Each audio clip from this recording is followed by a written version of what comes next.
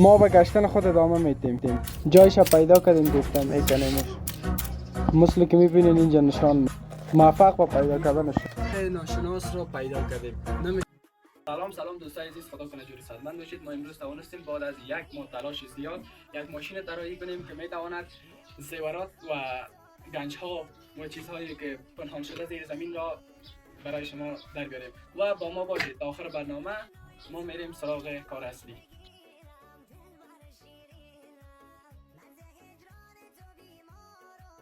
که میبینین دوستای عزیز، ما با پهلیدن خود ادامه میدیم.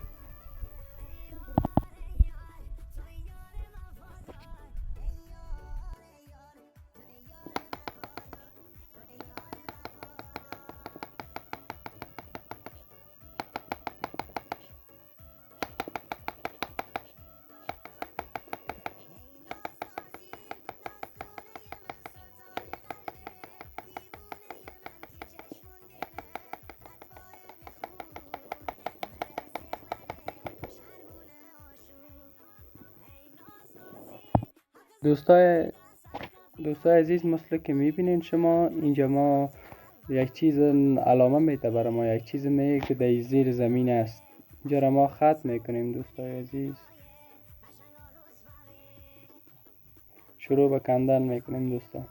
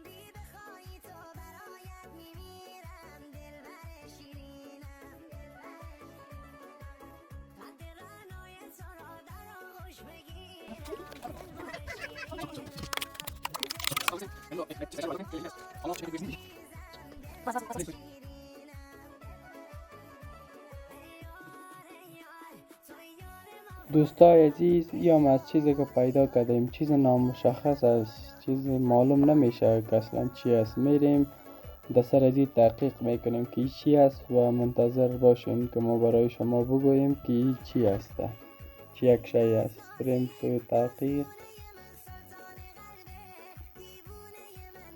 یه جورایی مثل قیلون معلوم میشه، قیلون برقی. چی باشه